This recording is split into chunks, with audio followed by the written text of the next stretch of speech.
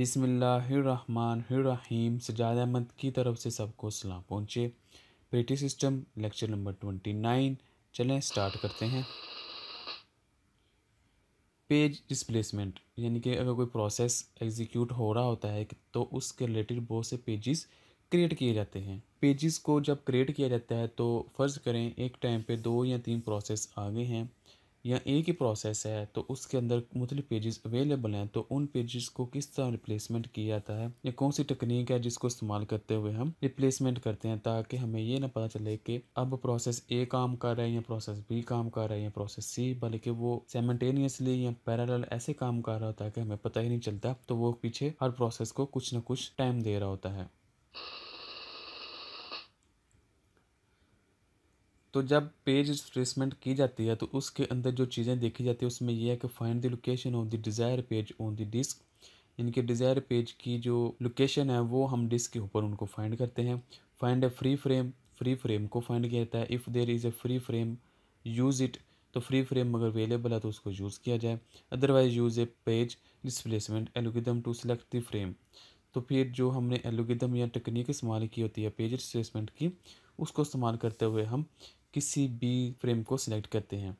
Right the selected page to the disk and change the page and frame table accordingly.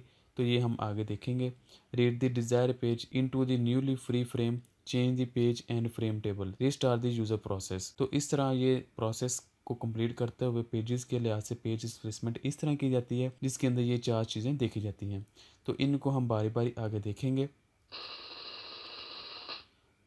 Page displacement algorithm, page को displacement करने के लिए जो algorithm या technique इस्तेमाल की जाती है वो कौन सी हैं। The algorithm use select the page to be replace और call the page displacement policies.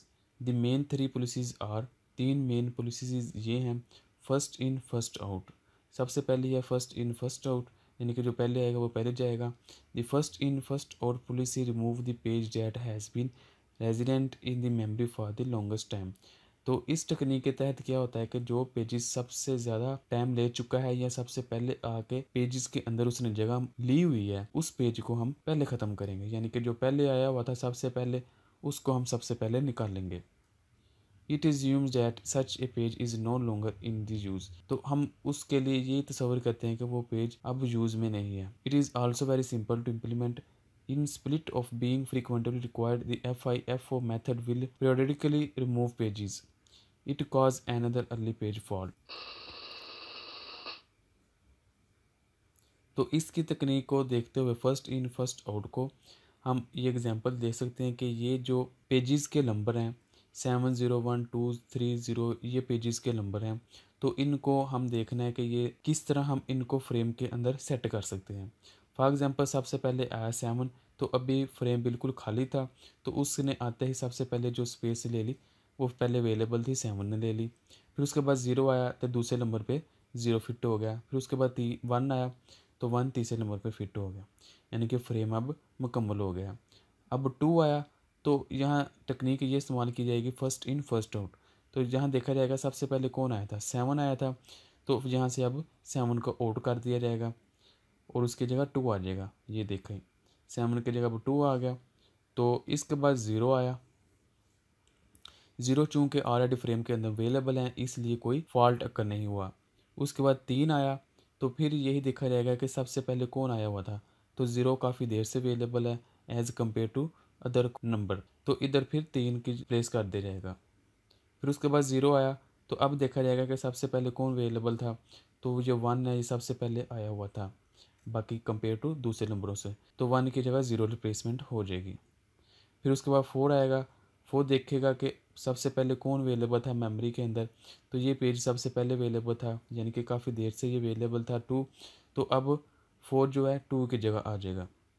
फिर उसके बाद 2 आया, 2 देखेगा कि इनमें सबसे लॉन्ग टाइम पे कौन अवेलेबल है, तो 3 सबसे ज़्यादा लॉन्ग टाइम पे अवेलेबल था, तो 2 इसकी जगह रिप्लेसमेंट हो जाएगी। फिर उसके बाद 3 आया, 3 देखेगा सबसे ज़्यादा टाइम पे कौन अवेलेबल है, तो 0 सबसे ज़्यादा टाइम पे अवेलेबल है, तो 0 की जगह अब 3 डिस्प्लेसमेंट हो जाएगी। तो फिर 0 आया, 0 देखेगा कि मैंने किधर सेट होना है, वो नंबर ख़त्म करना है जो सबसे पहले अवेलेबल था। तो 4 सबसे ज़्यादा टाइम पे अवेलेबल है, यानी कि सबसे पहले आया था, सबसे ज़्यादा टाइम ले लिया इसने, तो 4 को ख़त्म करके 0 आ जाएगा। फिर 3 आया, 3 ऑलरेडी अवेलेबल है। फिर 2 आया, वो भी अवेलेबल है। फिर 1 आया, तो 1 देखेगा कि कौन सा नंबर ज़्यादा टाइम से रेजिडेंट है, यानी कि अवेलेबल था, तो वो 2 है, तो इसकी जगह 2 की जगह 1 रिप्लेस हो जाएगा। तो इस तरह करते हुए जो टेक्निक इस्तेमाल की जाती है, तो इसको कहते हैं फर्स्ट इन फर्स्ट आउट, यानी कि जो फर्स्ट आया हुआ था पहले उसको निकालना रहेगा। In the above example we have 3 empty frames and first 3 references 701, यानी कि पहले जो 3 रेफरेंस थे वो थे 701 are brought in these frames.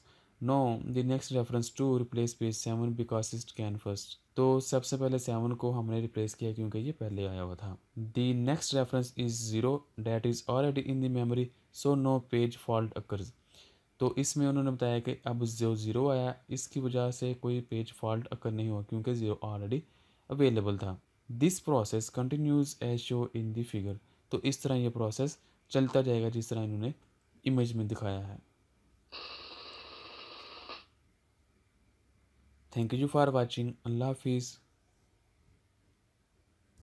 अगर कोई क्वेश्चन है कंप्यूटर साइंस के मतलब वो पूछे, चैनल को सब्सक्राइब करें और इस वीडियो को अपनी क्लास वालों के साथ शेयर करें।